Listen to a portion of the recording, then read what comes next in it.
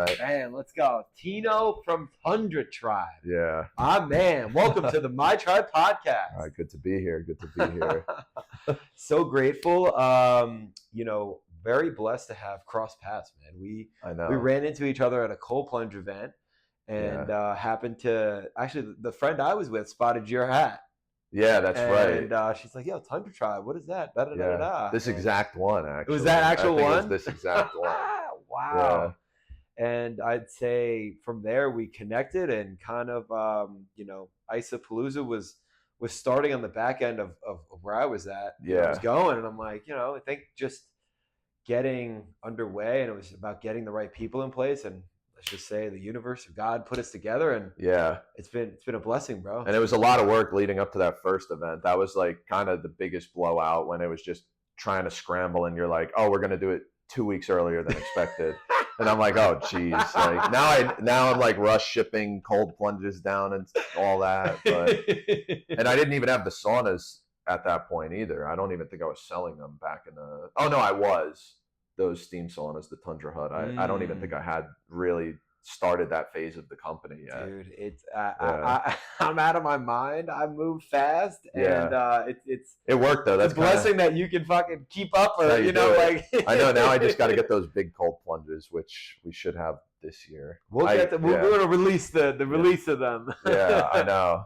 But tell me a little bit about your entrepreneurial journey, man. How did you get started as an entrepreneur? And get me up to date where you are with Tundra Tribe. I mean, I guess so. Like entrepreneurship in general is, I guess I was just born with it in a way. Like my mom was entrepreneurial, and then also like my dad helped support some things too. Like my parents were very supportive of it, but at the same time, it's like when I wasn't making money, it was a little strange. But I would always start things throughout my entire life. Like even I tried learning to code with Dreamweaver, which was an Adobe application, I think, and I had no clue what I was doing. And that's when I think a lot of things started.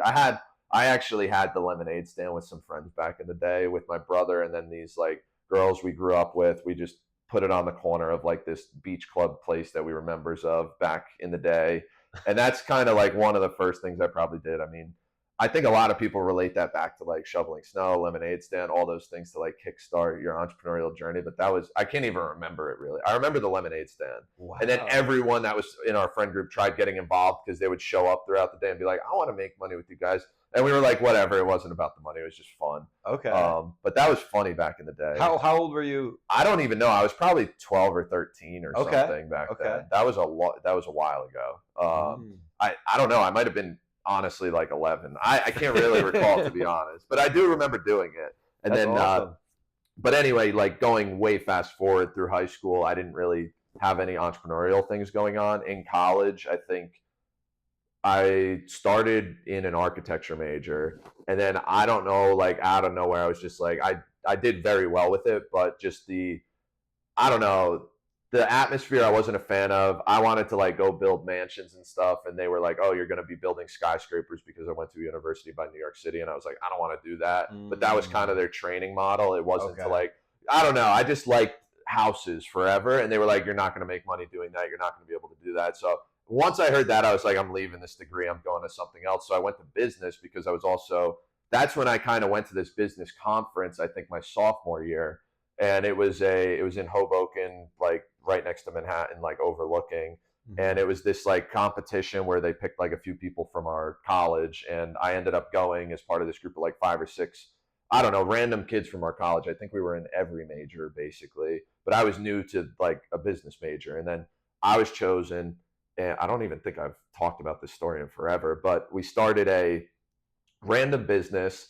And it was just like to beat the others in the competition. And it was, I forget exactly, but it was related somehow to basically food, sort of before Uber Eats and Grubhub and those things were massive. It was similar to that, but for universities in a way. And then after it was done, I was like, this idea is actually great. Let me start this. And nobody on the team wanted anything to do with it. They just wanted the extracurricular credit or whatever. And then they left. And then that's when I originally mentioned it to like some fraternity brothers, and Prince, my current business partner, the guy, and he was the first one I brought it to, actually, and we talked about it, and I'm like, let's try it. And then we never succeeded at it. We started talking to restaurants around campus to like join it, and they were very interested. But to be honest, like we were both in a fraternity on the track and field team, like trying to ace out of like get a 4.0 or whatever in our like college degrees. And we kind of put that to the side. And that's when I realized like after college, that kind of, we just shut it down a couple of years later. I also had a business I started with my brother. We don't need to get into like every type of thing I started, but the college thing led to me finding one of my current business partners for my other business. And that's how like Prince and I basically like locked in on like wanting to be entrepreneurs. And I mean, there's been different times and I've met different people, but Prince is the one that kept coming back, kind of like where we kept mingling about ideas and all that. And eventually that fell through because we were too focused on our degrees in college and having a good time and all of that. And that after college is when I realized, shit, that's, if you want to be an entrepreneur, you have to go all in on something. And I didn't realize that at the time. So you can't do, a lot of people will say, oh, you could have like a well-balanced life or be well-rounded while you're doing things. But I would say that's only if you have like a normal job. You can like get back in shape. You can do all these things. And if you're an entrepreneur, it's very difficult to do everything at once. And then after college, I worked for like a healthcare startup, and then I was all in on that. It wasn't working out very well. Then I went all in on my own business again, which was like app development. I taught myself how to code iPhone apps with Swift. And I want to bring that back eventually, but I needed a ton of investment money to like actually kick that off. It was a social media platform, and it was, which I don't talk about much because I'm kind of like, I launched it and then COVID happened. But at the same time, when I launched it and I saw this happening, that's also when I got back into like e-commerce type of stuff, which I'm doing now. And that's how the businesses started up. And and it was funny because the e-commerce industry I wrote about for a thesis paper in business school. And it was like my final year of business school. I basically wrote about all this stuff and never actually pursued it. Another thing in college where I was just trying to ace out of college and be done with it. And like through college, I realized, damn, there was a lot of opportunities. I could have just pursued them immediately, but that's not the normal path. Like the normal path is get out of college, get your degree, go get a good job. And I was thinking of that, but I was doing all these entrepreneurial, like kind of sub things before I even like ended up starting businesses after college. And sometimes all like that gets skewed in my head because I'm like, I did so many different things. And then like my brother and I were doing an apparel business and we kind of had no money. This was actually right at the end of his high school career and beginning of my college career. And it was, I think, probably my freshman year before I even linked up with Prince and like did that other business. My brother and I were kind of like just BSing, thinking of ideas, and we were like into golf and we were going to do some stuff related to like golf apparel. And we kind of never finished it because we had no money, and we started manufacturing a few like items, which I still have somewhere at my house. And but we made like a quarter zip and a polo, and I think we might have made a hat. I can't remember, but we had a dope logo and it was really cool. And we just like, we said maybe in the future we'll do it, and then we kind of just didn't do that anymore. But yeah, anyway, spitballing, doing a bunch of different things, and eventually land back into e-commerce. We had a buddy of ours from college that like was successful at it. He kind of gave us a couple pointers. I wrote about it, and it was just about, you got to find like an industry that you are passionate about, which we didn't initially start with, but then we grew to love. Like when we were selling these kitchen appliances, it was in the homesteading category, and that was totally different from what I'm currently like fully pursuing, which is I learned a lot of things with that business. I kind of have a team running that business. I do a couple things day to day, but it's not full on entrepreneurship. But with that business is when Prince and I, we basically opened our first warehouse. We were like packing stuff out of a little office that I used to have. And then it grew to like, we used one of his rental properties to like basically turn into a warehouse. And it was small, but it worked. And it was like a family rental house they had. And we were like, hey, we're going to, after everyone's lease is up, we're converting it to a temporary warehouse because we outgrew the office, outgrew that like little house. Then we moved it to a full warehouse because we basically got kicked out of that house by the fire department because they saw all these boxes coming in and out. And then we said, all right, we have to get a warehouse now. Fire department's like, tomorrow we're going to give you an ordinance if you don't leave. And I mean, we registered the address with the state and everything. And it was just, they were pissed though, because it was right next to like the fire company in the town. And their house was basically on the fire company's property. And when they saw all these trucks coming every day, it would block the driveway when they were dropping stuff off. So they were like, yeah, you got to get this out of here and get like an actual facility, or we're going to like fine you every day that you don't. So over that night, we got 2 biggest U-Hauls you can possibly get. And we were back and forth, I think 3 times with furniture, like warehouse equipment, like wrapping machines and all this stuff. It was kind of crazy. And then we got our current warehouse where we've been the last almost 5 years now, I think. I think we're about to come up on our 5th year of our lease, which is pretty crazy. Or I guess 4 years. So we're going to come up on the 5th year. But so that business has been going for 4 years. Tundra I started a year ago when I actually went to Mexico with my girlfriend, Prince, and then Prince's brother. And we spent some time down there because our slow season with the first business, and this is kind of where things will get more Tundra Tribe related. So down in Mexico, we were in Tulum. We rented a house for a month, just spur of the moment. Priya and I are sitting like almost doing a podcast one day about the first company. And we just had the idea, we've been talking about it. We're like, we just got to get out of here. What's like a close destination that's like happening right now? And it was during kind of the end of the COVID era, but the beginning of like people weren't as worried about it anymore. I think end of 2021 is when we went down there, I think. Okay. And then, or no, beginning of 2022, that's what it was, like January. So right at the end of 2021, things are dying down. But we went down there and it was kind of in season down there in Mexico because it was the winter up here. And we stayed down there and we had a great time. And it was spur of the moment booking some random like 2-3 bedroom place that was inland. It wasn't anything super fancy, but it was great. And we were like, we're going down to make content.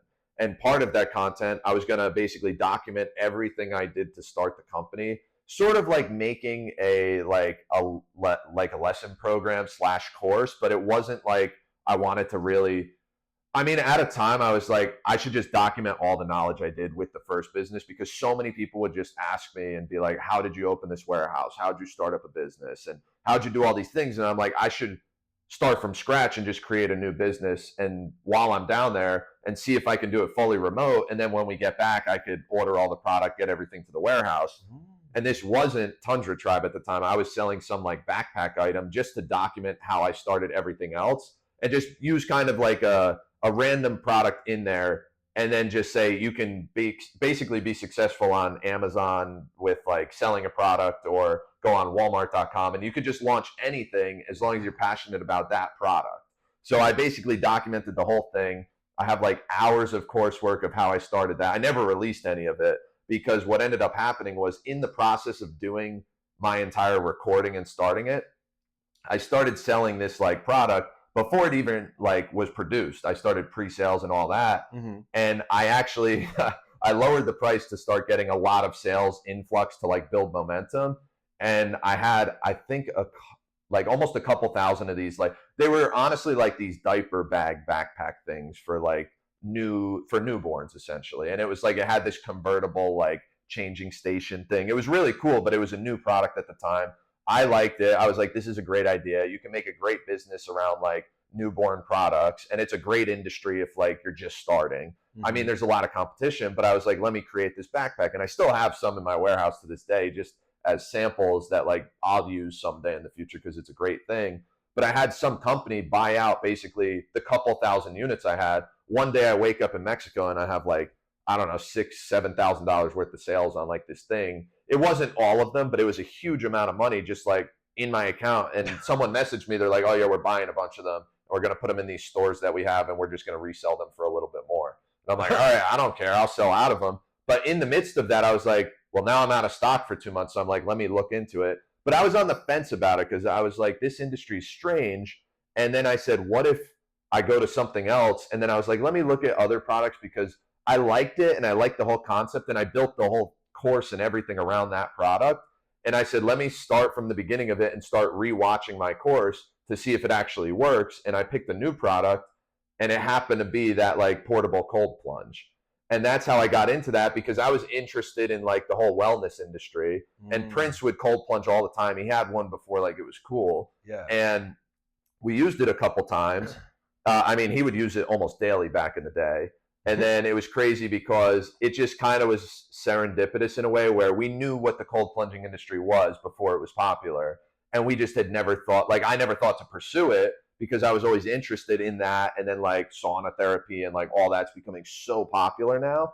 And I don't know, it just kind of like put two and two together. And I was like, oh my God, this cold plunge is an awesome product. Let me see if I can make a better version of this pop-up, make it a little bit bigger, because they were super small, these like other models there were. So I figured out how to produce it with basically a broker that I've used for all my businesses. And we figured out how to make it. And he said, we're going to try 3 different manufacturing houses to make it. We tested all 3 of them. One of them was the best. And we said, all right, let's produce this. I'm going to make like a couple hundred units of this cold plunge. And then we started selling it, pre-selling it, and people were eating it up. It was selling like crazy because we were one of the only ones selling a product like this where it was $150 cold plunge or less. Because most cold plunges still at that time were the $10,000 like big plunge, or like tanks. $750. Yeah, if they were portable. Well, this was before portable ones even like existed. Gotcha. I mean, because those are only new. Like even the big, like the mega tubs that we sell, those really weren't popular until about a year ago. Yeah. So 2 years ago is when I was looking into this, and then it was crazy because I got them and I sold out of the first couple hundred. Like, are you talking the pods? The pod, yeah, okay, like the plunge pod. Cool. Okay. Yeah, so that little black pod with Tundra tub on the front. Gotcha. The first couple hundred I got, I sold out in like 2 weeks. What? And I was like, oh my God, I got to order more, but I'm bootstrapping it, so I don't have a bunch of money. Yeah. And I was like, I was back in the States now because I only spent like 2 months in Mexico, but it was a good time. And it was during slow season for the first business when we don't really make sales early in the winter. Yeah. And everyone buys stuff leading up to the new year because of Christmas and holidays and all that. And then January, you kind of hit a little bit of a sales slump unless like now I don't because I'm in the wellness space and wellness kills it during January, February. Yeah. But I used to be a slow season during this time of year and I would just go on vacation a little bit. And obviously I wanted to go for months, so we would find a cheap place to go because you can't vacation 2 months in the States, you'll go broke.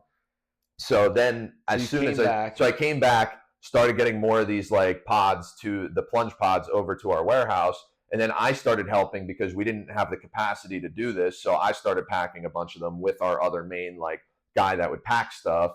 And then these started selling so much. And then it was funny because at one point I ordered like over 1,000 of them, but then other people I had delays because it was early in the year. And this is about 6 months into selling them. I was ordering so many of them, but other people were starting to just like rip it off and use our exact marketing and use the same ads we were doing. Other companies, random kids too that wanted to like jump into. A lot of people would drop ship it, where like they would find a supplier in China that could rip off our product from our factory. Because what happens in China is there's a lot of like good manufacturers, but there's a lot of like why they get a bad rap is there's a lot of manufacturing houses that will literally just go do recon and find who's making what, and then make like 100 of whatever we're making because they see our manufacturer like making selling 1,000 of them. So they'll be like, let's go make 50 of these and put it on like a drop shipping site.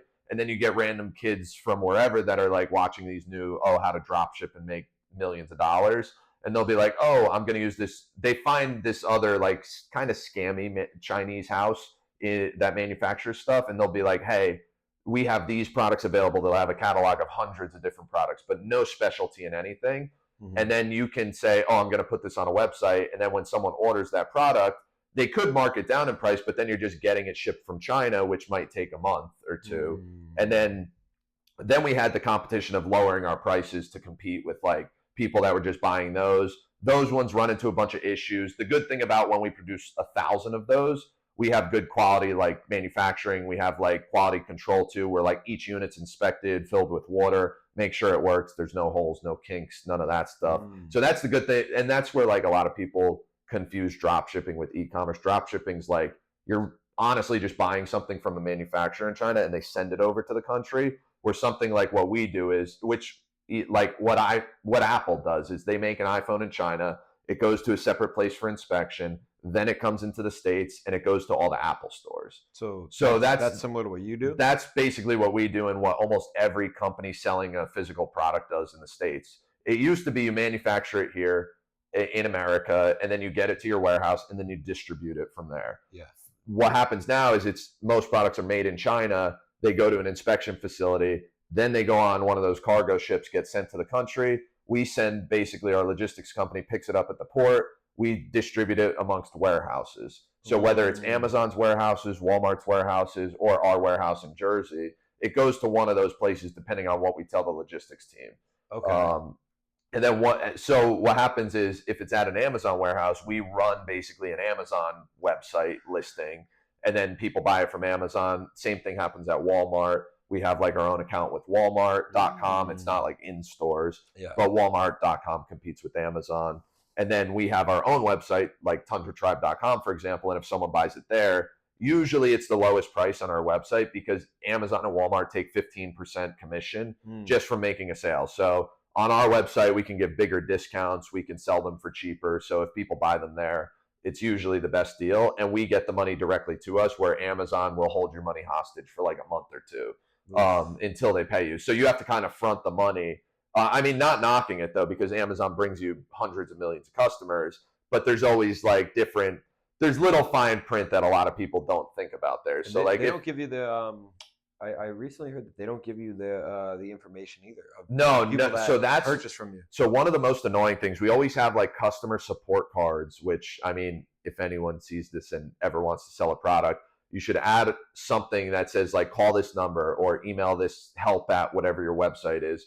And we always do that. And we put like 3 of those cards with like different sayings or mottos on them, just because like some of these products are big and one of the cards might get hidden in a sleeve of something. So we send a bunch of these, like, here's how you call us. It's on our box. Like, here's how you get in touch with us. Usually it's through email or through our website. You can, like, if a part breaks, we want them to contact us, even if they buy on Amazon, because we'll fix it instead of you having to like wrap up this big cold plunge or sauna and sending it back to Amazon. It just makes like the customer experience terrible. So, but the problem is when we get messages daily, because we're selling so many units, and someone will say, hey, my cold plunge ripped. I don't really want to return it. What do I do? And we say, hey, let us know which thing ripped. We'll either patch it or we'll send you a brand new unit or replace it. And just send us your address, because Amazon doesn't share their name, their address, any of that. So the only time, so that's one issue too, is we have returns daily on Amazon where someone's sending it back and Amazon says, oh, this person's sending it back. We don't have their information, contact, or anything. So we just have to eat the return cost, which kind of sucks. So it's like, because so many of the times it's like the thermometer wasn't included with the sauna, for example, or the thermometer was broken. And the thermometer is like a $15 piece and it's a $200+ item. And they're returning this whole brand new thing because one little thing broke. And I'm like, if Amazon allowed us to reach out to the customer, we would just send them a brand new thermometer. Now the customer gets pissed because they have to return the whole thing just for one broken part.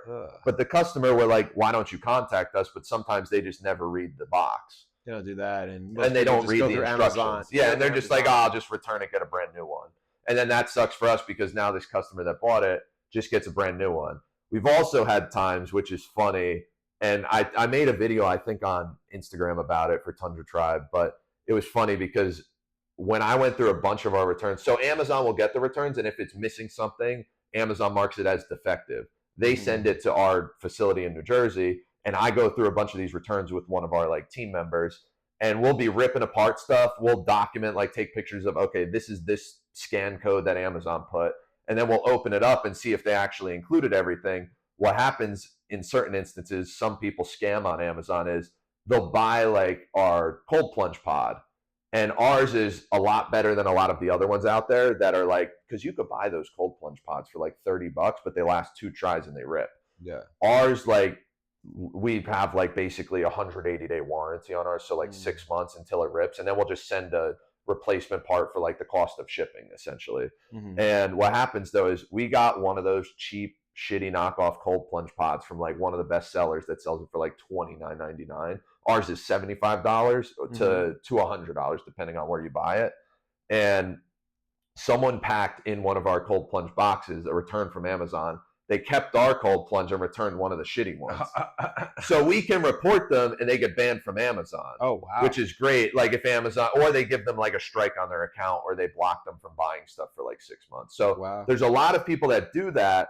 But if we're a small business, so we can see when that happens. But a big business, if they don't have a lock on their returns department, people get away with like a protein powder, for example. as long as the box returned weighs the same amount, they could have filled the protein container with like salt or something. Sand at the beach. Yeah. And I've heard of that happening before. And even me, like I've had a time where like I bought a protein container and it was totally ripped and I don't have any. And I'm like, I could use it if I want and return it and like take a few scoops out and like fill it with water or something and it'll be heavy. But it's like people actually do that and they'll buy something and they'll return it back within 30 days and they'll get a full refund from Amazon. So that's a good way to scam if you want to scam. We don't sell scams on this fucking podcast. But it is crazy because we deal with that though, and it's nuts because we had at least 5 out of like 50 returns because we kind of only go through returns once every few months. So out of like 50 returns, there was like 4 or 5 units that were totally like fake scams or knockoffs. For the other business, one time we sold like a pressure cooker and someone returned like a $20 vacuum, like one of those little car vacuums or whatever. And it's just so funny because when it piles up, if you don't have good tracking on that stuff, people can get away with it easily. Yeah.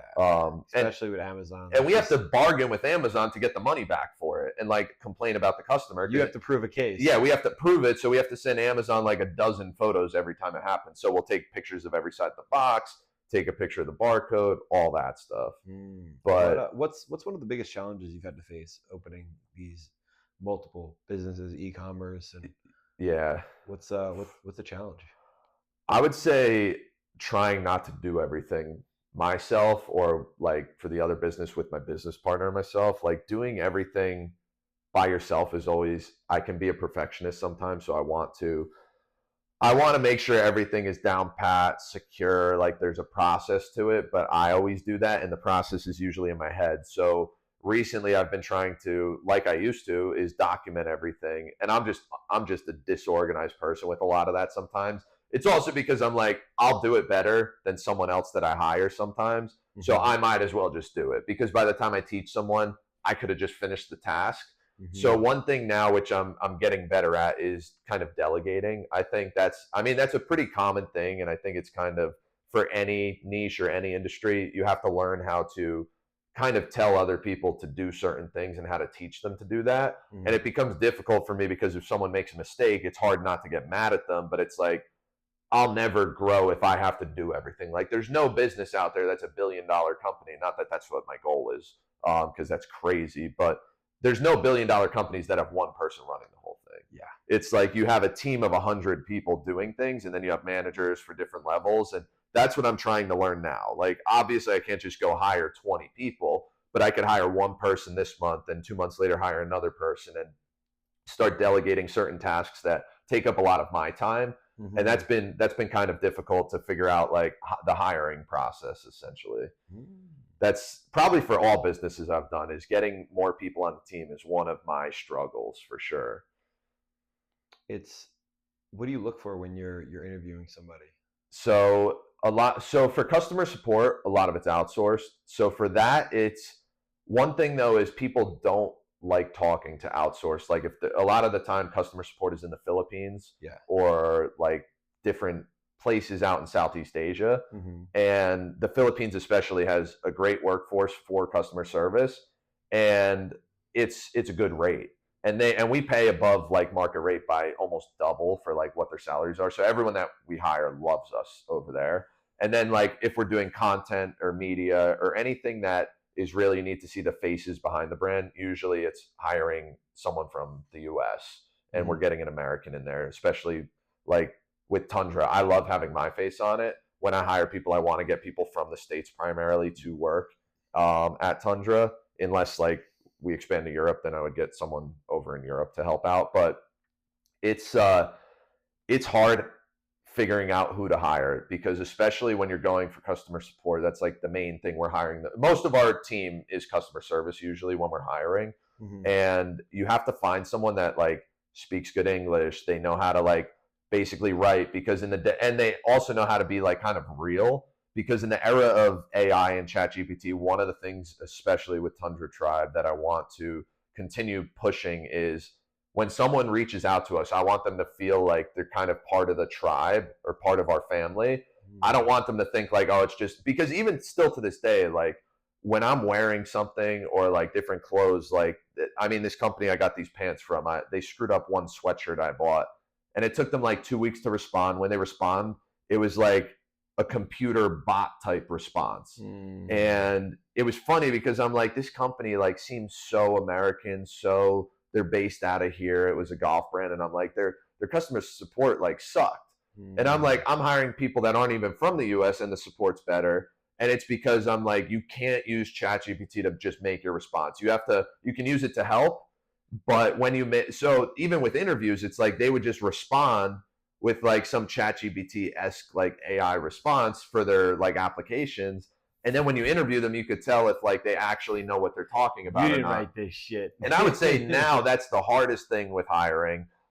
Even for like anyone in the US, you have to make sure like that's why interviews are important. But it's tough, like even resumes now. When people, I mean, we don't deal with resumes primarily. It's more like an application and they fill out different questions. But when they do that, it's hard to decipher sometimes like what were they actually true about or not. And it's tough. And then it requires more research. And then you're like, well, you might have had 20 people reply and 5 of them might not have used AI to help their responses. And the other 15 made great responses. So you interview those 15 and the other 5 that sucked, you don't interview. But those 5 might have like been the best on the interview. So that's where it's like tough to figure out. Like you get so many applications for different things, and it's tough to decipher who's kind of faking it to just get a job. I had an assistant actually a while ago, and she had a great application, great interview, and she basically, we didn't really, I mean, I fired her, but she basically was not doing the work after 1 month. She would be like, oh yeah, here's what I did today. And I'd be like, that's not what we needed. And that's when I was like, I don't need an assistant anymore. Like that was, so even still like hiring, I like hiring fast, but if you hire fast, you also have to be able to fire fast. Yeah. So that's, I don't know. I'm still not great at it. So that's why I'm just learning anything I can. And you try and get a lot of applicants, but then it becomes a sea of applications, and it just is overwhelming sometimes. But the too long did not read the TLDR of that is look for people that are kind of candid and real with responses rather than like the very professional response. That's kind of what I'm looking for, especially with like being in content and media for growing the brand. We're not working in an office, so I don't need the best response for a question. I need the most real response. I love that. What does the tribe and Tundra Tribe mean to you? Yeah. Okay. So the tribe is, and when I created Tundra Tribe, it was, I don't know, it just kind of hit, and I was like, okay, what's like a cold term, but what makes sense and sounds cool? And I didn't want it to be like plunge related or wellness in total. I wanted it to just be a brand that people would be like, I like this concept, and I want to be a member of this community. And Tundra became a word that I liked. I was like, okay, it's cold. The first thing I'm going to be like getting out to people is cold plunges. So what's cold? Tundra. And eventually a community term that worked was tribe. And it's like, what's a good community of people? And a tribe is a community. And it just rolled off the tongue as soon as I said it. I'm like, that's what I got to name this brand. And Tundra Tribe, it's not like, you don't think immediately cold plunging. You think, okay, that sounds like some community in the tundra. And it's like, what else? And our motto is do something difficult. So Tundra Tribe means like it's a group of people that want to keep inspiring others and bringing more into the community while also trying to persevere through challenges. And the tribe is all about like, we welcome anyone, like anyone that ever wants to join us. Like if you get a product or a piece of apparel or even the beanie, it's like you become a part of something that's not just, hey, we want to sell you a cold plunge, or hey, we want to sell you a sauna. It's once you represent it, you have to also uphold sort of the values of Tundra Tribe, which I honestly, the only value I want to push across is just doing the hard things to continue building momentum throughout your life. What is the tundra? That's like the concept of tundra? Like what is that like logistically? So the tundra is sort of like it's almost like a barren wasteland in colder environments. So like very northern Canada has the tundra. Like Antarctica that's more like the frozen tundra, where tundra is not necessarily like everything's frozen like Antarctica. It's more like very northern parts of like Russia, the like Sweden, Norway, Finland up there. It's just there's not really. It's kind of like the desert of like winter zones or like cold zones. So there's not much there. It's sort of like it's sort of barren and it's just freezing cold. There's some mountains and some tundras, but logistically that's like the geographical location. I don't know exactly above what like latitude it is, but it's high up there and it's just usually frozen where not a lot of living organisms are as compared to like other warmer climates. So it's also, that was part of when I heard that term and I looked it up, I'm like, it all matches perfectly. It's like kind of no man's land. There are tribes that live up there. So if you search Tundra Tribe, you will see like different tribes on YouTube and stuff, which is kind of cool. That's sick. But when you see that, it's like it matched perfectly because I said, okay, this looks great. It's sort of a barren wasteland. I'm trying to enter this like realm of things where, yeah, there's like Nike, just do it. There's other brands that are trying to push you to like do athletic things, where for cold plunging and wellness and all that, there's not really an extreme version of it. It's more like there's like you could have Athletic Greens or something, and they're a wellness brand and they're selling like a solution to, okay, your daily vitamin or whatever, and you're taking these greens powders daily. And I take a greens, it's not that one, but it's funny because when I did research on all different wellness brands, what I wanted was like, okay, what's something though that you can think in your head and what can you look at and be like, I like that brand and I want to represent that brand. I don't want to wear an Athletic Greens t-shirt, but if it's Tundra Tribe, it's like that means something. Or Nike like means something when you wear Nike. It's like you're going the extra mile, you're doing something. And that's kind of what I wanted because cold plunging was the original concept and it's not easy to do. So if you're a part of a tribe or community that pushes you to your limits, you're going to feel more inclined to go do the hard thing. What is, like, when you're looking at a cold plunge now, what is your relationship to it? Well, I love it. And I love when there's, especially at events that you host too, like Isapalooza, it's great because I love seeing a community of people, and especially like at the last event too, there's a lot of people that are like, I don't know if I want to go in. When I see one though, and there's other people around, I could just get in that. Like I have no problem now. I mean, I have to represent the brand properly. So it makes it like, it forces me, but now it's almost like not even a challenge. So I could go in like the coldest water now. I did laps in like a freezing cold pool the other day. It's not easy, like to actually swim in cold plunge-esque water. It was only like 50-ish degrees though, so it's not really super cold plunge water, but it's still cold.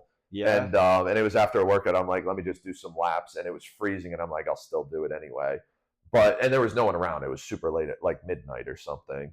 So it's a little harder when you don't have like people supporting you to do it. But when I would cold plunge alone, sometimes it's not the easiest, and especially starting out, it's pretty difficult. And I still know plenty of people that cold plunge almost daily, and they still say, "Oh, it never gets easier." For me, it got easier just because I have to represent it that way. I would say it's still difficult each time. And if you breathe heavy and you know what to do, and you know that after the first 30 seconds, it's not as bad, unless it's like 33-degree water, then it's like, then you feel it the whole way through.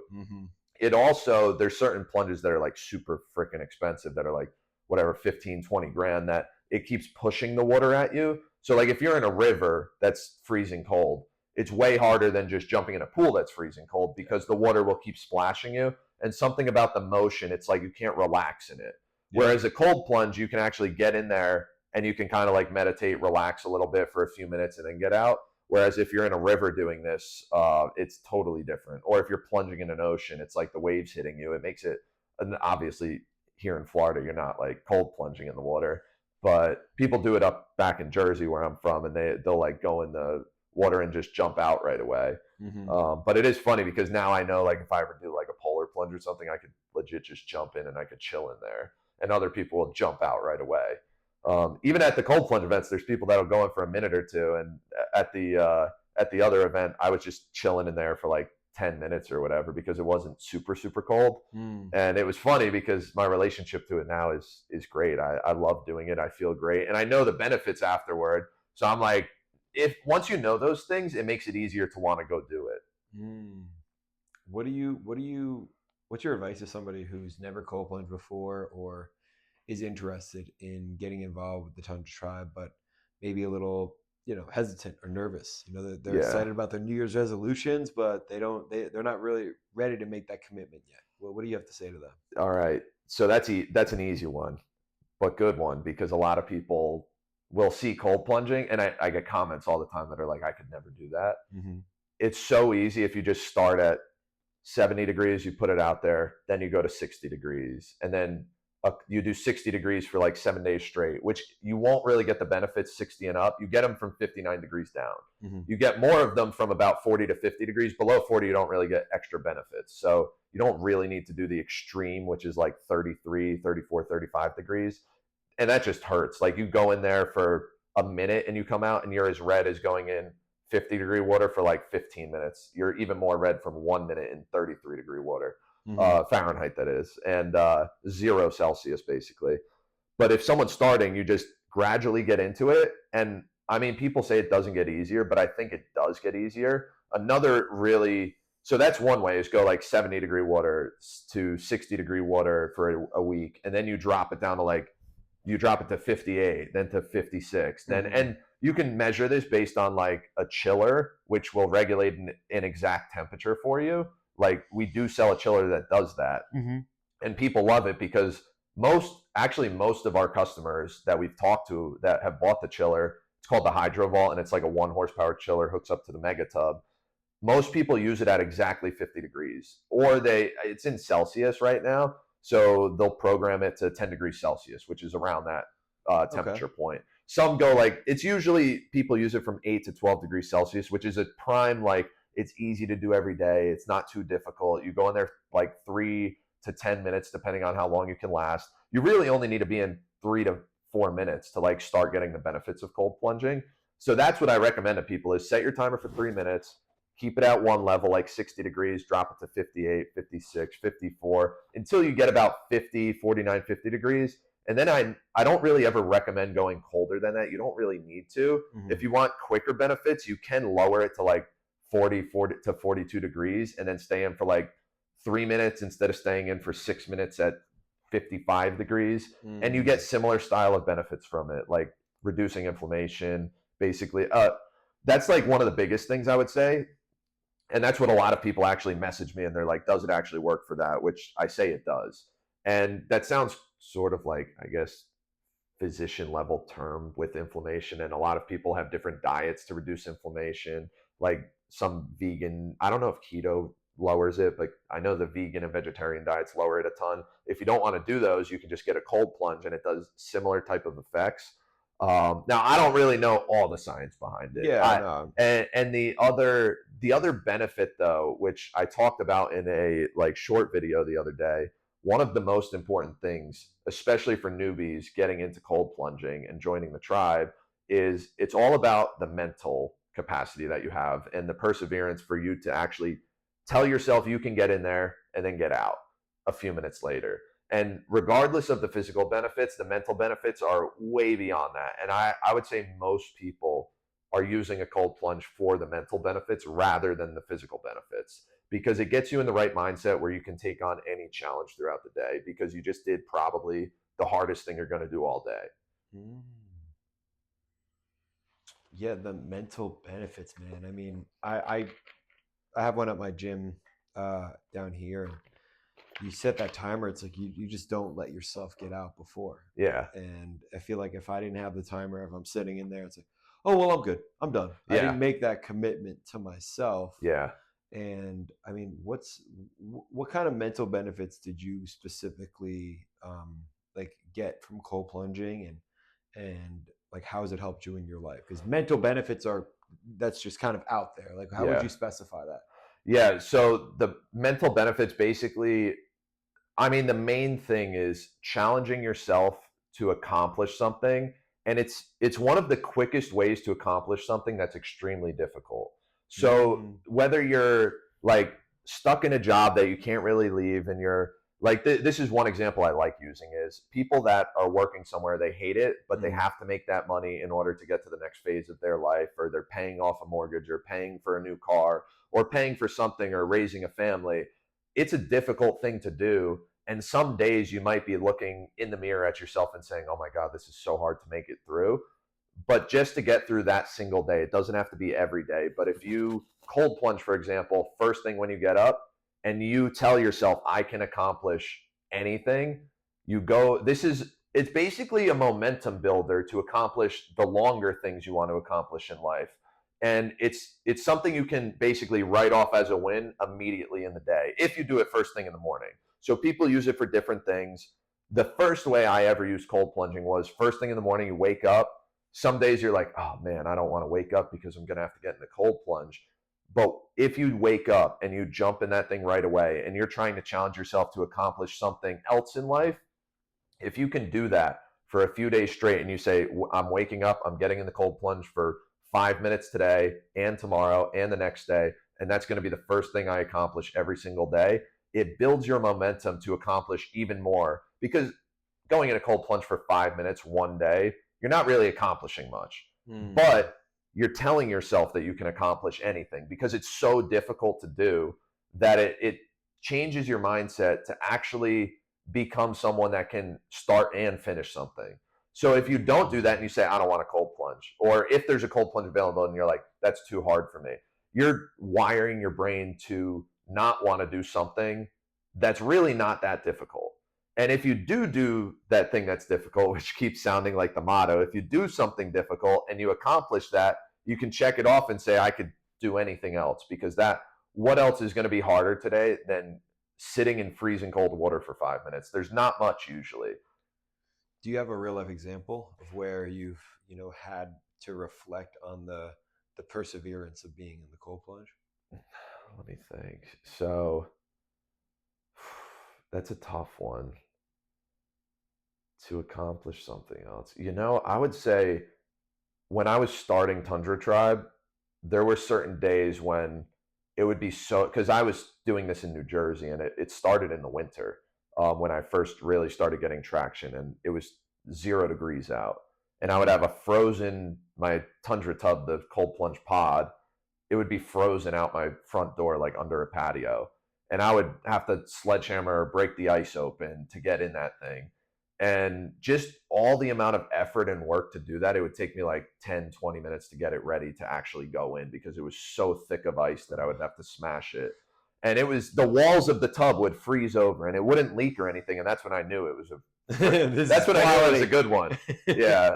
And I would actually sledgehammer the walls. There's some old videos. You were hitting the walls? I would hit the walls of it too. The whole thing was frozen. And I would have to break it up, like pour Epsom salt to melt the ice quicker. Oh my goodness. I would actually break it. I was by a lake too, so at a couple points I would just jump in the lake and not use the pod. But I wanted to get video footage of the pod, so it's like I would mostly just do that instead of jumping in a frozen lake. So I would sledgehammer it open and get in there. And this was at the beginning of starting the company and finally getting content out. And this is when just the tub, that pod, was selling. Yeah. So I had to keep making more and more videos about it. And I would say one of the things, like, to tell myself that I could actually start and finish something, was I'm going to start this company and get it to a crazy, awesome level of success. But I can't get there unless I'm making content now. And the only content I can make at that time, I have huge aspirations for the company still, and tons of awesome products I'm going to release also in 2025. But to get to those, just to get to the bigger plunge, I had to sell enough of the small plunge, make money, start production on the new plunge, make money from that, start producing the chiller, make money from that. And I don't have a bunch of money just piling up from selling things. I just keep reinvesting into like making sure quality's better, selling more of them, advertising to new markets and all across the US, and getting more people inspired by it, spending money like traveling to events and stuff. And it's been great. But at that beginning, related back to the question, is I had to basically persevere and keep making videos that I didn't want to make, which was just using this small tub. I wanted to do the fun stuff down the road, but you can't get to that until you finish, like you see it through, basically. So I wanted to see it through with that product. It's a great entry product, but it wasn't the end goal. And in order to sell more of them and to get to my end goal, which is selling new and improved products, I had to continue making videos with the current thing, which meant every morning I was waking up and breaking that thing open and jumping in and recording it. Wow. And that was where it was like, that's when it's the extreme temps too, where it was painful to get in there. And it was painful body-wise and mental-wise, because I'm like, I have to. But mentally, eventually the mental thing became easier there, and you just tell yourself, this isn't that hard. Once you're in there, you're like, shit. And then I realized also that I was almost getting frostbite on my feet because the bottom was frozen, the sides were frozen. And when you're sitting in that thing curled up, your feet are literally, imagine you have an ice block and your feet are flat on an ice block. And then I'm like, I want to lift them up, but then they're touching a frozen wall. So your feet are just on actual ice. Oh my goodness. So that's when I realized, I'm like, I'm an idiot. I should be wearing like shower sandals in this thing. Yeah. So eventually I realized I'm wearing rubber sandals in there so my feet aren't pressed against ice, because that's why I couldn't stay in for like 10 minutes, because my feet are just touching ice the whole time. Yeah. My hands are touching ice, and your hands and your feet are the first things to go. So going back to one of the other questions, one other thing I recommend for people starting out is wear gloves and socks. It'll make it a hell of a lot easier. When they're touching direct ice? Or no, just in general. Any cold plunge, if you wear gloves and socks. Like, because a lot of people leave their hands out of the water. Yeah. And it's kind of like, if you're really going for the mental challenge, you put your hands in that water. If you're going just for the benefits, you really don't need your hands in there. But it's semi-quitting if you leave your hands out the whole time. You got to get them in there for at least a couple minutes, which is very, very tough. Plunging your head, I mean, you get the mental shock of it, which is like, oh my God, I'm awake now. So I love dunking my head just at the end. You could dunk your head at the beginning too. Some people say like the mammalian reflex, I think is what it's called. Yep. If you put your head in immediately, and it helps you understand, my body's in cold shock. I need to, like, your body gets used to it quicker. Where if you put just your body in first, sometimes it's even harder than just dunking right away and then sitting in it, because it gets like the whole shock out of you if you just put your whole body in. But the hand thing is a big thing. It's if you wear gloves in there. I don't care if you need to do that or you need to leave your hands out, because you're still getting the benefits of it. But if you're doing it and you want to get the mental challenge, put your whole body in, keep your hands in there, and just tell yourself you can do it. Yeah.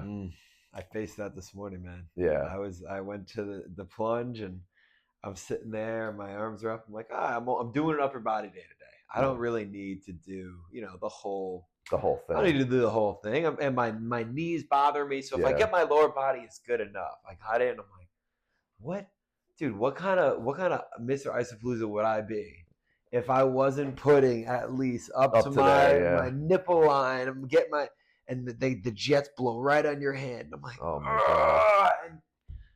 But it goes back to that of like, who would I be if I wasn't? I don't know. It's like living up to the person I'm supposed to be, but it's also living up to my true potential too. Yeah.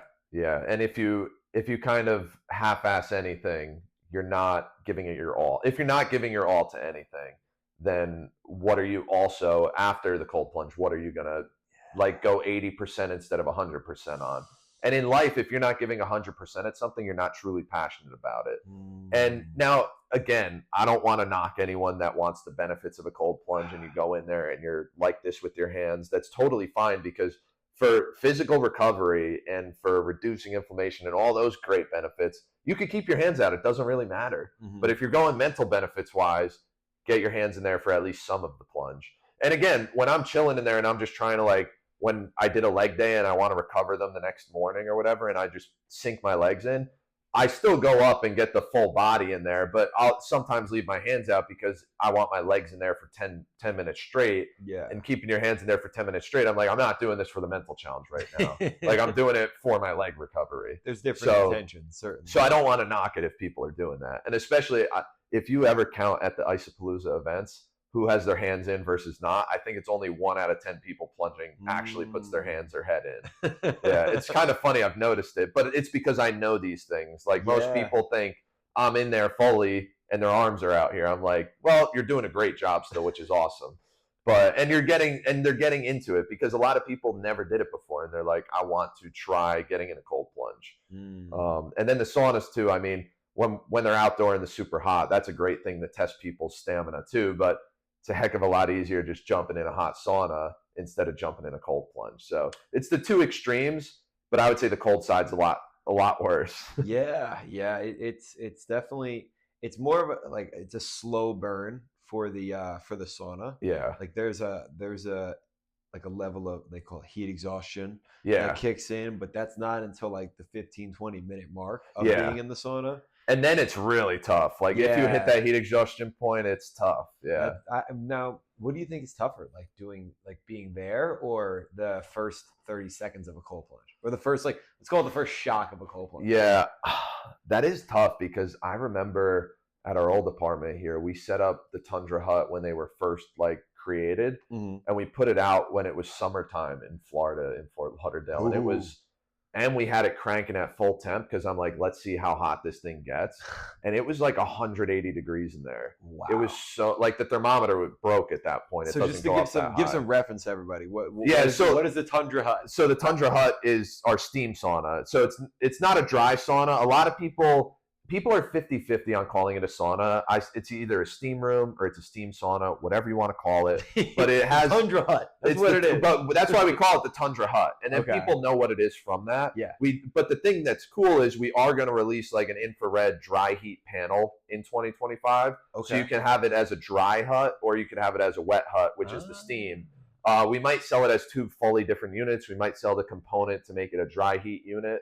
Could see some idiots doing both. The thing is, I've already had people like kind of mess up on some of the machines and like get water in the circuit boards and stuff, and they sort of like spark and cause issues. But the steam. So anyway, the steam unit that goes with it, it's basically this rice cooker looking thing. Yeah. It heats up water to a boiling temperature, and that water eventually turns into steam, goes through this tube, and the tube releases it through a diffuser into the actual like tent, basically. So it's essentially a tent that you run hot steam into, and it gets super hot inside. Now, I have used it in winter in 0-degree weather at full blast, and it takes about 20 minutes to heat up. If you use it down here in Florida, it takes 5 to 10 minutes to heat up. If you use it in summer in Florida, you can only stay in that thing for like 5 to 10 minutes. It gets so freaking hot. Borderline don't need the steamer. And steam feels 20 to 30 degrees hotter in what's called like real temperature versus actual ambient temperature. So if you're in a dry sauna and it's 180 degrees, a steam sauna, you really need about 150 degrees to hit that, to hit the feeling. So if you ever open up your app on like an iPhone and you go to the weather app, it'll say 80 degrees out, feels like 95 because of humidity, like down here in summer. So that's kind of what the same thing is, depending on how much humidity there is. So down here, we're not 100% humidity, but if you're in a steam room, you can hit 99% humidity. And when you hit that much humidity, instead of it being 15 degrees warmer, it could be 20, 25 degrees hotter in there. And you don't actually know, and a thermometer won't pick that up.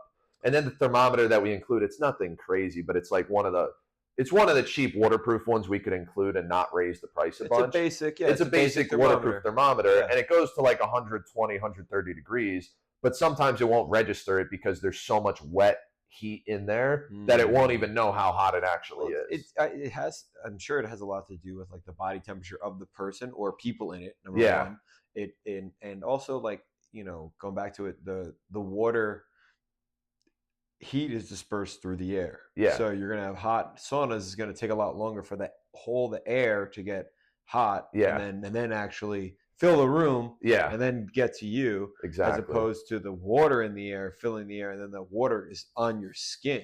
Now and then you're perspiring. Now that's action. Instead of the air touching your skin, it's steam, hot water touching your skin. You're going to have a lot more of a drastic change. And then it encompasses your whole body, and then you're like, oh my God, this is hot. And I do remember though, like Paula and I went in it on the porch, and I got out in like 6 minutes at one point when it was that hot, and I was like, this is too much. But I try staying in for 10 minutes, and I'm just sweating my entire body off. Like it was crazy.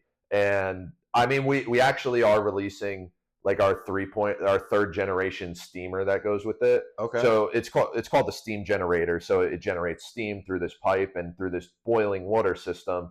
We had some issues with like our 1.0 model. Our 2.0 model was better, and there was not issues with so steam would get released through the cap on the first one. We fixed that issue. Now the second one, the circuit board wasn't as like good. So I don't know, 1 out of every 15 units, we'd have to send a new one out because the circuit board would get like damaged somehow.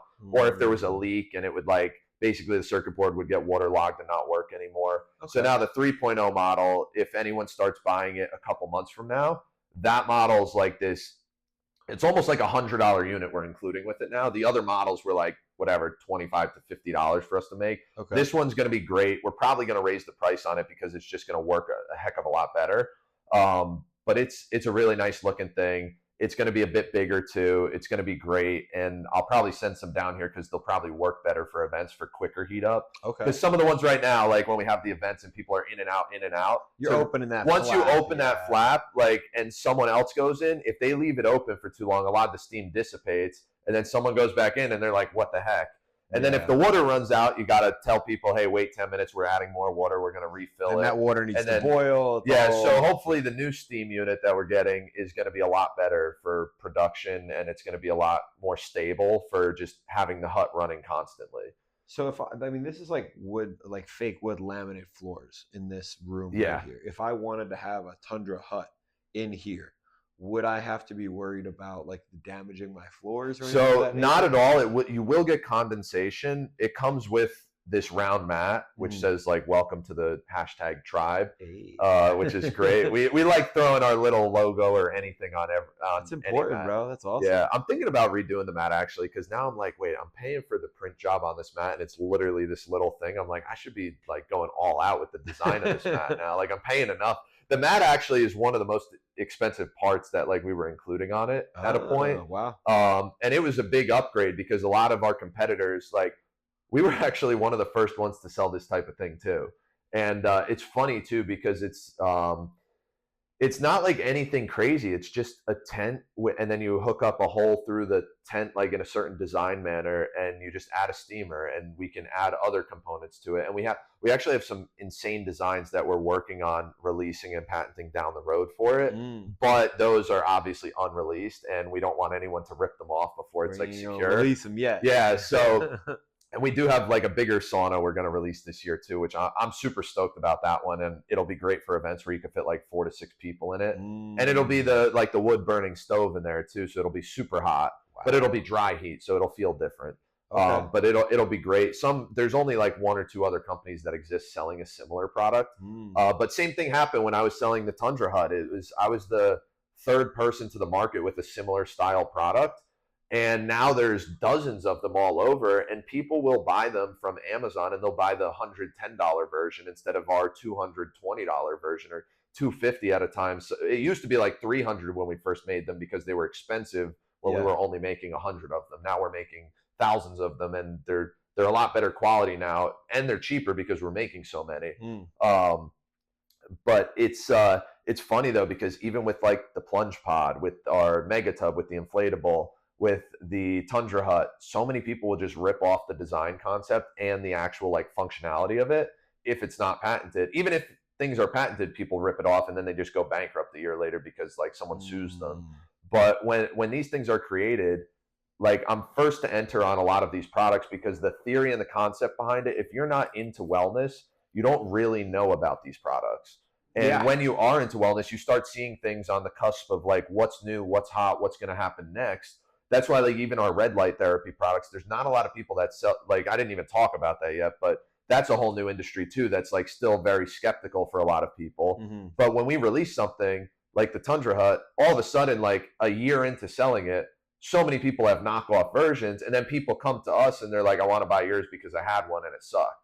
And then they buy ours and they're like, they leave us reviews and they're like, that's why we have such good ratings too, because even on Amazon, Walmart, like our own website, people leave us awesome reviews because they're like, I had 3 different saunas like this and they all broke, they all ripped. The steamer stopped breaking and they wouldn't send us a new one. And they're like, Tundra Tribe, like I had an issue with the steamer, they sent me a brand new one. Or, oh, I had a rip in the zipper and they sent me a brand new tent portion of it or something. And that's why customer service is entirely super important. And that's why I always am first to hire customer support teams, because that's one of the forefronts of growing a company is just having people's backs when there's issues with your product. Do you have any like mentors where you're a young man, like where are you getting the guidance and the values of running your business?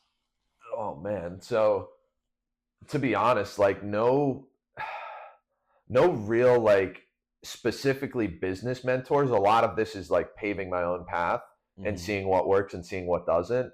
And obviously I had supportive parents, which was great, and they love what I'm doing now. It's like it's really cool. Obviously I can't be like flashy, and they can't like my mom can't talk about me getting crazy promotions like on Wall Street or whatever the heck like some of my friends grew up getting or whatever, because that was the path, was just going to like the normal life after corporate America essentially. And not that that's a bad thing. People are probably making a boatload of money in some paths that I could have went down.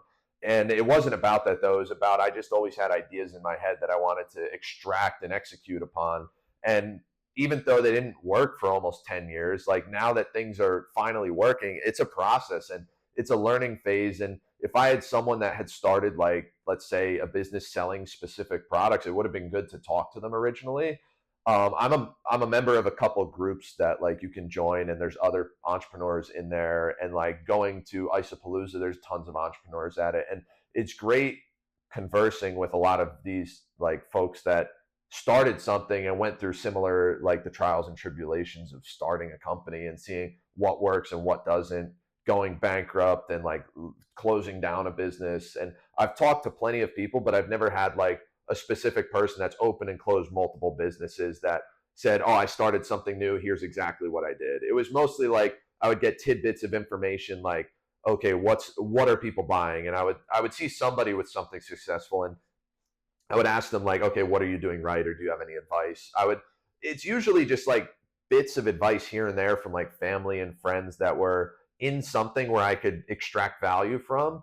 And now that's why also that's part of why I wanted to make like that course a while ago, which I don't know, maybe in the future I'll like do some seminars or something, but I don't know. It's also, course sellers get a bad rap because most course sellers are actually selling the dream and they're making money off selling the dream. Where for me, I was like, I didn't do it for the money. I wanted to actually get people to learn, because so many people, even relatives, were asking like, how do I set up an Amazon store? And I was like, and people were going to buy like these expensive things. And I'm like, let me just make a course and I'll send it to you. That way you can learn how to do it. And I'm not even going to charge you, because I just want people to learn from me, because I'm like, there's literally a blueprint on how to do these things and how to start a company. And if you're in a specific niche, how do you get a footing on it? And the thing is, a lot of people want to, and the problem with that too is I didn't want to continue with that anymore, because the way to sell a course like that or sell the dream like that is to say, oh, it's easy, buy it right now, send me your money, I'll teach you how to get rich. And it's like, that's not how it works. It's, here's the blueprint to do it, but if you don't have the motivation to put in the time and effort and find an industry that you're passionate about, you're not going to make money doing it.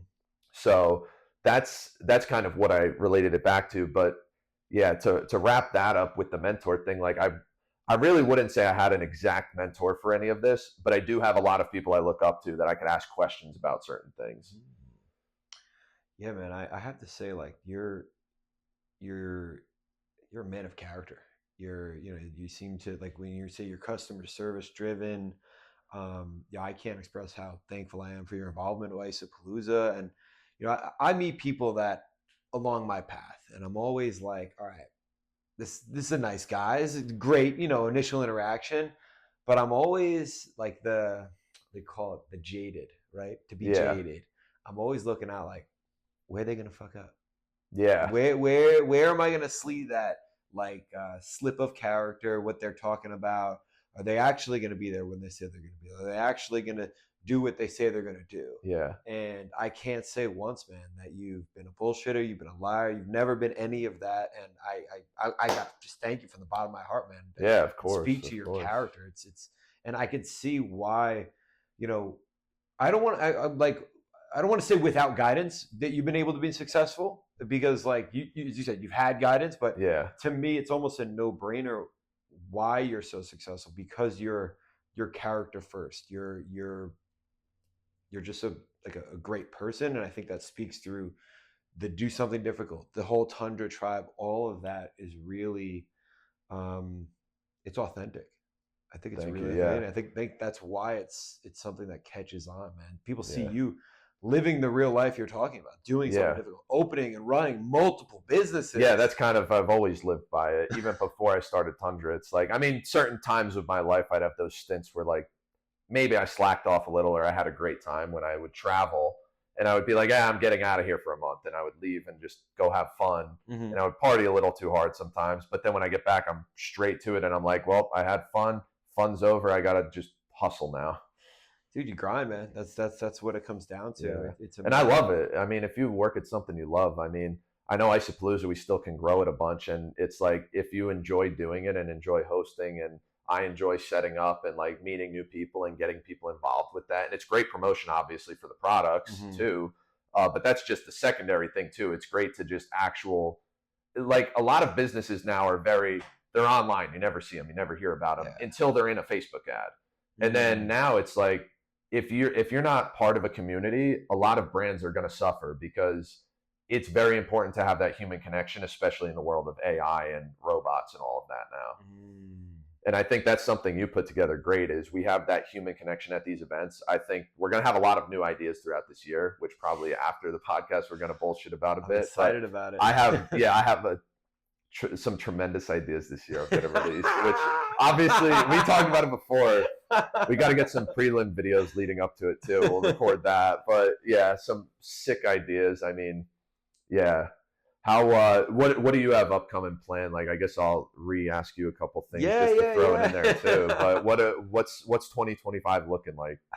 To me, man, it's interesting you asked that, because I actually did a solo podcast last week, and the focus was, what is going to be the word of the year? What is something that I want to focus on? Be that one thing that can really be, when I'm struggling, when I don't want to do the Coldplay, when I don't want to hit the sledgehammer and get in, what is it that I'm going to reflect on to be that word of the year? And to me, it's been community.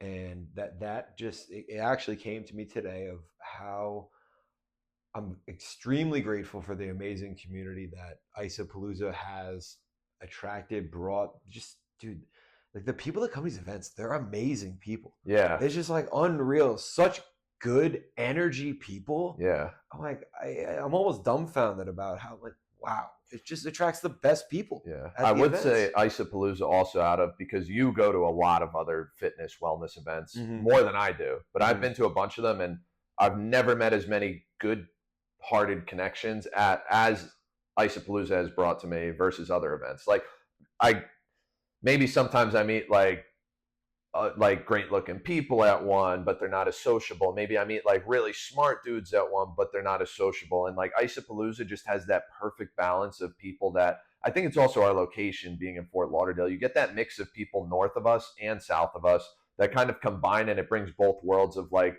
the very like content influencer vibe mixed with like the very down to earth vibe. And it just kind of like the worlds collide, and you get a great mix of people that are just very friendly, but they're also doing their own thing. Yeah, no, and so many like relationships have started out of Isapalooza. New friendships have started out of that. New business ventures, and a lot of that. I know a lot of people have come and gotten a ton of customers. You know, like just getting involved as vendors and sponsors and so on and so forth. But that's why I got to chill on the apparel stuff. I don't want to take business from all the other guys. No.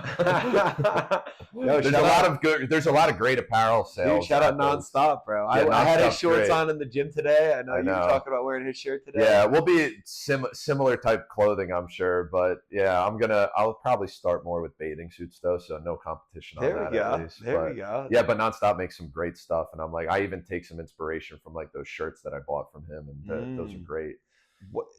So you're talking about bathing suits. In terms of niching, you mentioned it a couple of times when you were talking about your business. Yeah. And finding a company and niching down and being passionate about. Is it important to niche? You know, what's your opinion on that? So I would say that's easy. It's very important to pick something that like is very, very niche in the beginning, and then you can expand from there. That's why the first thing, it's like a lot of people, especially apparel, because so many people want to start an apparel business or a clothing company or whatever you want to call it. And I've seen this so many times through college buddies, my fraternity brothers, like everyone was starting something where I'm selling these shirts, I'm selling these hoodies, I'm selling these like gym shorts or whatever. So many people do it. And what happens is, who's your audience? Oh, people going to the gym. There's a billion people going to the gym now. Okay, what about like starting with something smaller than that? Okay, what about people that are weightlifters? I'm like, there's 100 million people lifting weights now. What about like yoga? Okay, that's much better. Okay, what about Pilates? All right, much smaller, great. What about like someone doing jujitsu? That's even better. Like there's plenty of great brands now that are in the jujitsu space that are like have gone phenomenally large. And I take even inspiration from some of them, and some of their founders that you follow on all these platforms, and they talk about how like you start in one very small niche of a broader niche, and it's tough. So like cold plunging, going back to myself now, I started in just cold plunging with my niche, and it was just the. But I always had the vision though of bigger. It was just so you're like, I'm gonna start. I found this pod, right? Yeah. I'm gonna do the pod real well. Yeah. And then I'm gonna take all of the money from that and reinvest it to go pod 2.0 or the next level. Exactly, which was next level plunge, and that was the bigger plunge. And then I always wanted the bigger plunge, and I wanted to sell chillers, and I wanted to sell saunas, and there's so many other things, and like red light therapy I wanted to sell, but I'm like, I'm too soon on that. Like I haven't even advertised that stuff yet. I have no ads running for my red light therapy products. I only have one like specific SKU right now that I sell, and it's like this panel, and I basically tested others in the market, and I was like, all right, I'm gonna basically re-engineer these and make a similar style one that's just as good as the top of the line one. I'm not gonna make it better. I'm gonna make it almost identically as like powerful, but I'm gonna make it about half the price. And I did that, and I released it, and it's like, it's actually insane because people are just finding out about it and buying it from the website, from Amazon. And I have like a 4.8 out of 5 rating on it, which is the highest red light rating in the industry, basically. Wow. Which is crazy. I only have a few reviews on it so far, but it's all random reviews. And I'm like, I actually did not expect people to like it as much as the effort I put in, because I still think I could make it even better. And I'm like, this is a great start. So I'm excited about actually trying to promote that in 2025. I have more sizes of the same red light technology on bigger size panels that can like fill up a whole wall. This is like a little thing. It's about, I think it's like about a foot tall. It's got 60 lights on it, 60 bulbs. But it does near infrared light as well as red light therapy. And it's one of the most powerful in the industry. It's comparable with some of the top line models that are like $350. I sell it for like $197, and you can use a discount. I think on my website, it's like $180 right now. But we discount it, and like we're willing to, once we produce more, I'll drop it down hopefully to like $175, $170 on both platforms. But even things like that is where like I would have never, like people that first saw Tundra Tribe, you don't think red light therapy, or you don't really think like maybe apparel. A lot of people thought it was apparel at first. But I said, I'm like, I have to really kill it in one small niche, which was cold plunging. There was only 1 million people that knew what cold plunging was a few years ago. Now, 100 million people know what it is. But I made my mark on the industry where a lot of people across the states will see and recognize the name Tundra Tribe now, because so many people have used it. But I'm not even at like the precipice. I'm not even at 1% of the market. I haven't sold to 1 million people yet. But that's the goal, is if I can sell to 1 million people like a cold plunge, that would be really dominating the cold plunge market. And that's only 1% of it. And it's crazy because there's different levels too, where I'm in that middle level where I want really good quality, but I don't want to rip off customers. Which one thing I love about it too is when I entered that niche, the only competitors were selling $5,000 to $10,000 plunges. And I came in, and I mean, one battle in business too is fighting off competitors that really want to like drag you down, because you're entering this, by me entering the space and Tundra Tribe entering the space, I lowered the market prices by a ton. I've seen some of the biggest companies that you'll see at some of these facilities down in Miami and Fort Lauderdale. You'll see them selling a very similar thing for triple the price I sell it for. And I've gotten some nasty comments and emails from these companies before, and they are pissed about like when someone new enters the market and they tell people what the real value of the product is. Yeah. And because they were selling it, ripping people off for like maybe a few months before you, or they have 5xing the investment or whatever it is. Yeah. And when I see some of these new products come out, I'm like, let me just build the same thing and it's going to be way cheaper. And it's not like some of these things aren't even patentable that they have, because it's essentially a bathtub with like a hookup for plunging. And now the one good thing I love right now is the chiller. I mean, I sell our chiller for $1,590. It might go up as we have improvements to make, but we didn't make them in our second round of production yet. But when people are buying this thing, and people are buying ours because they're like, how do you make it for so cheap? And I'm like, because we're not making a bunch of money off it. We're trying to get people to support Tundra Tribe, because you might buy one thing and we might make no money off a customer. And then they come back and they buy a second thing and we make a little bit of profit then. And then every time we make profit, it's essentially getting reinvested into growing the brand. So that's one thing that these other companies, they have a team of 100 people and they have to pay all these salaries. So that's why they're charging $6,000 for what we charge $2,000 for. So that's where they get pissed, because they're like, they can't just go fire 100 people. They're like, well, we got to charge what we charge, and they can't lower the price. So it's great. That's one of my strong suits, is like kind of analyzing the market and saying, okay, I'm just going to come in and destroy their prices with a potentially better product. So some of my things I won't say are better than competitors. I'll say they're on par with them.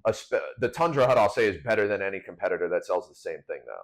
But for the cold plunges, I'll say that's become so popular. There's people selling potentially better than what I sell, but it's 5 times the price. And I won't deny it. If they ask me, they're like, that's one of the funniest emails I've gotten. I've gotten it maybe 3 or 4 times from an inquiry from a customer. And they're like, why should I buy your chiller versus XYZ? I won't say the company's name, versus XYZ's chiller.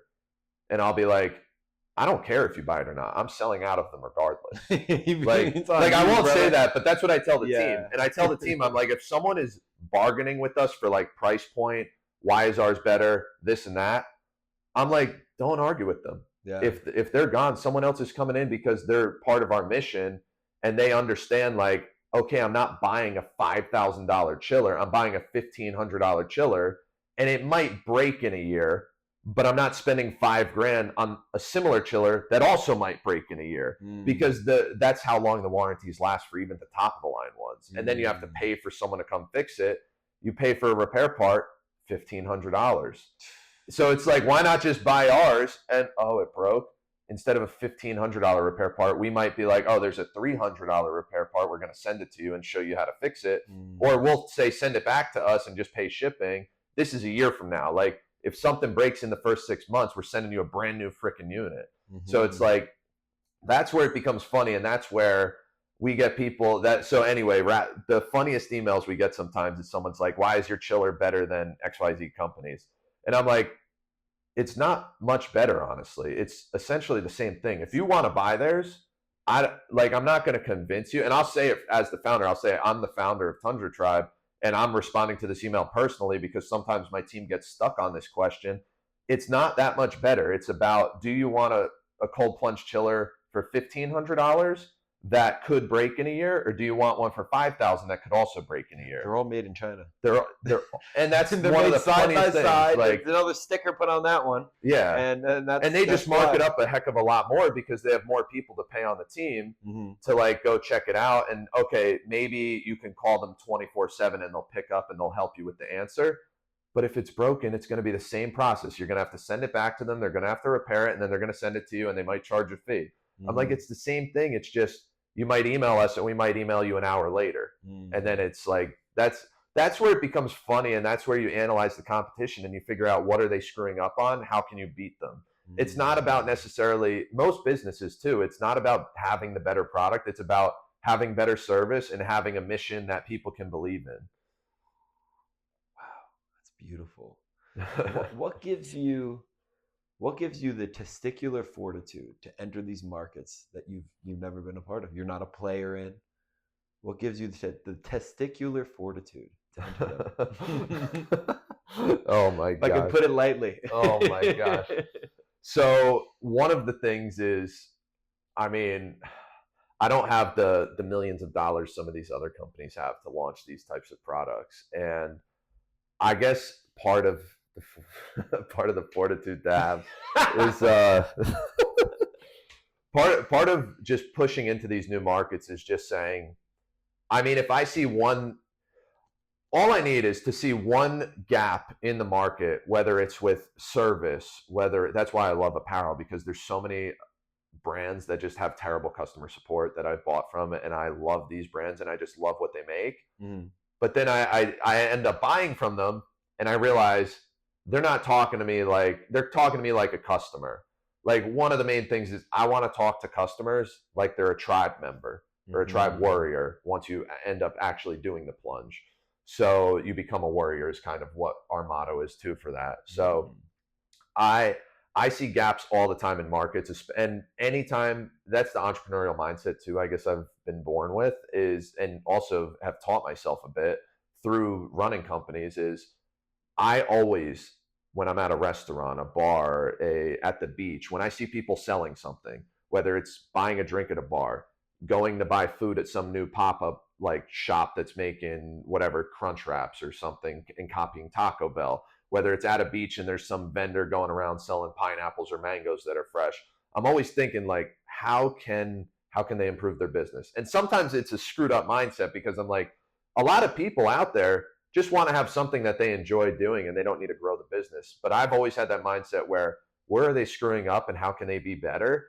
And I guess back in the day, I also thought, could I be sort of like an agency owner where I go and help businesses figure out where they're screwing up for the new age? Like, I don't know how to operate a restaurant, but maybe I could come in and say, what if you set up the tables this way and you can fit more people if they're selling out the restaurant every night? Or, okay, maybe instead of having that table, you don't sell out all your table seats. Why not put like a little DJ booth in that corner or something and have a DJ, and it's an extra 100 a night or 200 or whatever for like a basic level, someone just spinning records and just playing songs on repeat. And it's like, I always think like, how can a business do better? And I relate that back to, okay, for e-commerce and for selling actual hard physical products, how can someone improve upon it? Okay, maybe the product, I don't have enough money to improve upon a cold plunge because I'm new and I'm young and I'm using my own money to bootstrap the company. But maybe there's a way for me to figure out, okay, what is something that's free that I can provide better value for the customer, because I can't provide more value on the cold plunge. At the end of the day, you get in. Ours might be, one thing we improved on is the size of ours, so it's good for bigger people and taller people, especially because a lot of the ones on the market were very freaking short, which, for the life of me, I don't know why they just didn't make a bigger plunge. They were short, but they're also, and I also see ones that are like, they're shallow. Yeah, they're very long, shallow. They're shallow. You guys are wide and tall, deep as shit. Yeah. So that's one thing I saw, because I mean, I'm 6 foot, but my brother's like 6'4". I have friends from my track team in college that are massive. Like we had people at the cold plunge event that are like 6'10", and I never use that ad still, and this just reminded me. I have the ad of that kid that's like 6'10" or whatever, doing a full plunge, like whole body in there. No, whole body, head in there too. Wow. And it was crazy because I'm like, dude, can I please get you on video, like doing the full plunge? He didn't want to get his head in there. And he's like, all right, I'll do it for your video. And he did it, and he's so massive. And I'm like, this is a great ad, because I can say like, this dude is almost 7 feet tall and he fits in our plunge. So like gaps like that in the market where I was like, they're not even long enough for the average person unless you're up to 6 foot and you fit perfectly. Anyone over that was like, these plunges are so freaking small. Even for the $10,000 plunges, they were small. And all the people they have in the ads are like these insanely ripped, like in shape people. And I'm like, that's not what, like, if you want to get new people in cold plunging, why not cater to everyone going in there? Like when I started, I wasn't in great shape, and I'm like, I'm still getting in there, and like, I still try and be active. And in 2025, I really want to get more shredded so that like I can show the improvements I've made in like my own health and routine.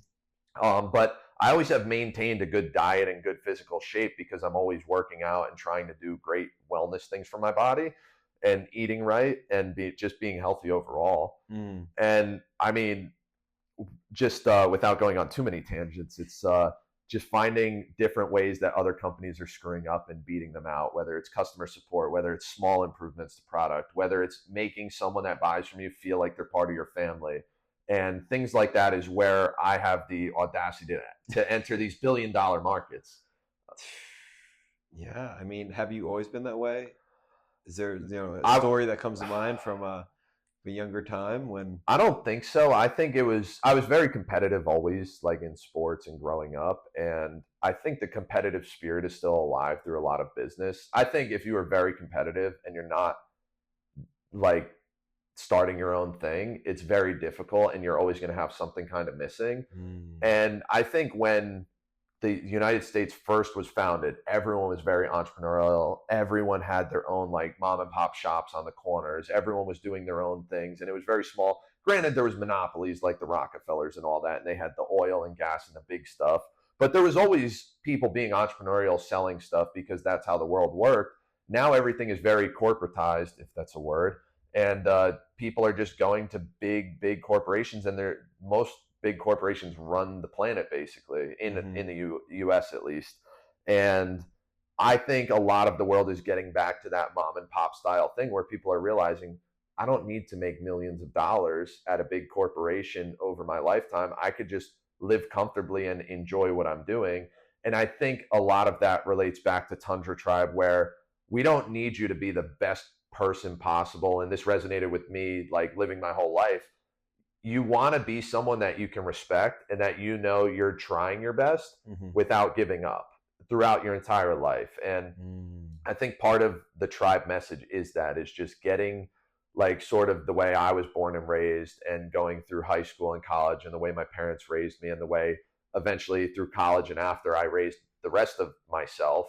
It's kind of teaching yourself that anything is possible and just pushing yourself to the limits you can. But if you don't reach the stars, it's fine. Like you can be better than you ever thought, but it just takes a little bit of motivation. And I think that's sort of my whole mantra through my life, is just like try and keep pursuing things that like push you to the next level. What's the next chapter of that look like for you? And that would definitely be pushing Tundra Tribe to the next level. And that's kind of one of my main things in 2025. It's going to be, I have like an insane amount of things written down that I have to accomplish this year, which is pushing content, making very high production value YouTube videos, as well as low production value things showing behind the scenes, and just getting myself out there more, because I was never one to push myself online. I never really liked being online that much. I think social media in a way is sort of, it detracts from real life, which is sort of what I want Tundra Tribe and the community behind it to be, is more in-person things. Feel like you're in real life instead of feeling like you're just another number on social media. But I do realize to get more eyeballs on Tundra Tribe through great content, through like heartfelt content, through motivational content, through all different forms, whether it's on Reels, not TikTok anymore as of today, Twitter or X, and then through YouTube, those are going to be like the top of the line channels that I want to actually focus on this year. And especially like going on podcasts and recording myself, like when I'm either going to the gym or going to cold plunge or going to Isopalooza. I really need to get more content out there, because although I don't like everyone feeling like a number just watching social media, the way that I speak through social media, I feel like I can affect other people, especially with what we're talking about now. If it helps one more person pursue something, it's worth it and it's beneficial, because at the end of the day, you get a really great feeling from helping others. And it's also a selfish feeling in a way, is like, I want to do these things to help others because it makes me feel good, but it also helps others feel good. So if you're selfish about that, it's a good thing, because other people will end up living better lives because of maybe one point I made this whole conversation could get somebody cold plunging and change their mentality about them not being able to do things. And then they get in a cold plunge and sit in there for 5 minutes and they're like, you know what, maybe I can do the next thing, whatever that is. And in 2025, I really just want to affect more people and get more people involved with just bettering themselves. And that's sort of what the whole original niching up from just Tundra Tribe being a cold plunge company to now essentially a wellness brand. And beyond that, just a brand that motivates people to push their limits, which a lot of, I mean, that's kind of a basic thing that a lot of brands want to push. But I think I'm actually doing that from the ground up, because I'm getting people interested in one thing, and that's the first domino to people changing their lives, essentially. And I think a cold plunge is one of those very powerful pieces for people to start, and then it changes the rest of your like trajectory forward, because we all have we all have a million different ways that our lives could go. And I think if I can get content out there where millions of people can see it, and if either our cold plunge pod or our saunas or anything that we sell, or just the messaging, if they just buy a beanie or a shirt or something down the road in 2025, if they just feel like they're a part of a mission to better themselves, I think that's what 2025 is all about for us, is just getting more eyeballs on us to inspire and improve upon like the next generation of people in wellness. Wow. It's a big undertaking. Dude, that's powerful. That's powerful. Without powerful undertakings, what's the sense? Yeah. What's the sense? And, doing all this work, working, entrepreneur, man, it's a 7-day-a-week job. There's no days off. There isn't, you got to always be on. Yeah. And especially running 2 businesses. How do you balance that? Yeah. So thankfully I have a great team with the other business, which is called Denali. And it started as a homesteading brand. We were selling basically preserving products. So like mason jar lids and rings, and now we sell pressure canners and food dehydrators. And we actually have a lot of great products we want to release. And a lot of the time about releasing new things for both businesses, it's about having enough money to do it. And granted, I've always been approached by people that are like, I want to invest in your business. And my business partner and I for Denali, and then myself for Tundra, I right now have never wanted to take on investment, because then I feel like I owe it to someone to make them more money rather than just for the mission. Because most of the time investors want to see an ROI.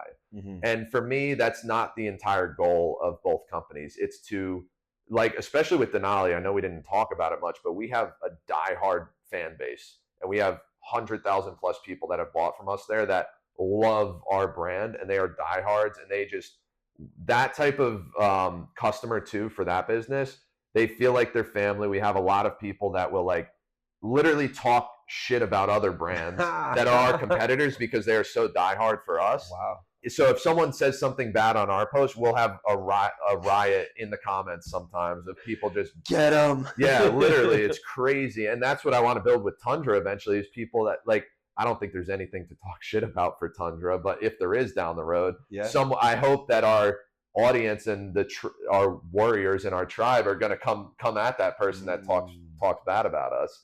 And cold one, just do cold, bro. And that's and that's the thing about like Denali is I'm thankful I have a great team that's helping me operate that. I think we have 9 people in total working on it. Okay. That's including myself. Yeah. I think throughout this year we're going to hope to get it to like 12 or 13 people on the team. And that's more content people. It's more, I mean, technically some of the creators that work with us, they're on payroll. So I don't include them in the numbers. So we probably do have 12 or 13 people, because we have like 3 or 4 creators that are on payroll consistently that we pay to make content for us, because they love our brand and they're like, listen, can I have money for like some stuff I need to buy for each of these videos, as well as paying them the time to make the content. Gotcha. Then some of them we actually worked with since they were very small, and now we have like one creator on that company, for example, that went from when we worked with them maybe 40, 50,000 followers on Instagram. Now they're about to hit 1 million this year, which is really cool because they stuck with us at a great rate. Usually in other industries, if they're not very loyal to your brand, they'll be like, listen, I have 1 million followers now. I'm going to get 1 million views on almost all my videos. You're going to have to pay me 1,000 a video now. Where like for us, we locked in great rates because we helped them grow too, because we have a huge following.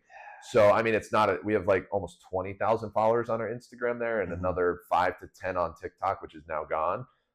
And we have I think like 10,000 on Facebook too, but we have a pretty big audience on that just following, but we've sold to more people because a lot of our customer base there too doesn't use social media. So they'll find us through either Amazon or Walmart. And we were selling at retail stores for the longest time with that brand, which we just are kind of scaling back from because everything's going the route of e-commerce now for a lot of these products.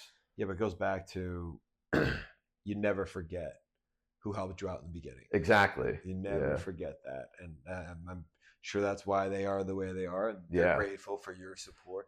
I'm even grateful. I'll never forget, you pulling up the first one. 8 tubs. Yeah. What do we need? I'm going to rush short. I'll have it That was there. a lot of tubs. I'll never forget the day you rolled up with your whole team on the first day of Isapalooza, that chaotic day. I know. And if we get bigger venues, I could bring more too. Dude, we're working on that. I know. For sure. So I'm excited for what's to come there. And I definitely we got to get that other brand out of there with the big plunges. We're going to get our own big plunges this year for sure. Our own big saunas, group plunges.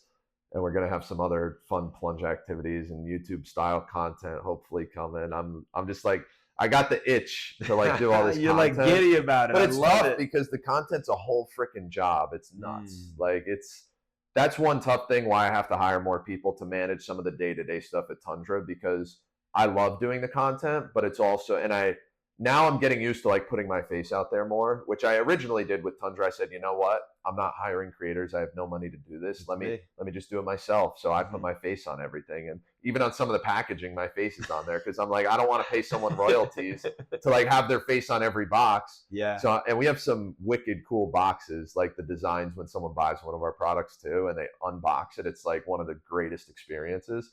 That's one thing I realized too, which is super important for wellness. Like, you buy a cold plunge from one of these companies and drop $5,000 and you just open a box and it's like, there's the cold plunge. Like, go set it up. And then for me, it's just like, welcome to the tribe. Here's like the instructions, scan this code, get a video, all these fun things. Here's a carry bag with it. Here's a thermometer. Like, we just are like, one thing I realized is give the customer everything that they would buy from Amazon anyway to include with their plunge, and just give it to them for free anyway. And it's like, I lose money on a lot of that stuff. And I'm like, you know what? It's all part of the growth of the company down the road though. I mean, it would be nice if I had more profit. I could start some of these cool content concepts a lot quicker. But a lot of it is just like, you know what? It's a slow roll to grow in a way, but it has grown a lot quicker than people would think. So that's good too. Well, listen, man, I can't wait to see what's going to come for both of us for 2025. Yeah. And I'm excited to get into this next little meeting here where we can cook up for the rest of everybody, bro. Yeah. So some uncovered topics which we'll hold, and we'll probably talk about another time. We definitely should do another podcast because we'll pick like a couple specific topics to focus in on. Maybe it's like plunging benefits or just wellness things that we're seeing in the industry in general. Because there's a million things in wellness, like whether it's like the boom of like electrolytes now is crazy. I mean, we could talk about energy drinks if they're good and bad, because like I mean, we have sponsors of energy drinks that want to sponsor things. We could talk about other like elixirs and stuff. I don't know. There's a million things like even at our events that we have there, and we could start going down the rabbit hole of different like niche topics, I guess. Yeah. But this is definitely felt like a great intro. Dude, thank you for your time. I appreciate your expertise and your your insight and character and values, man. Thank you. Yeah, of course. Such a pleasure. It was great. Yeah.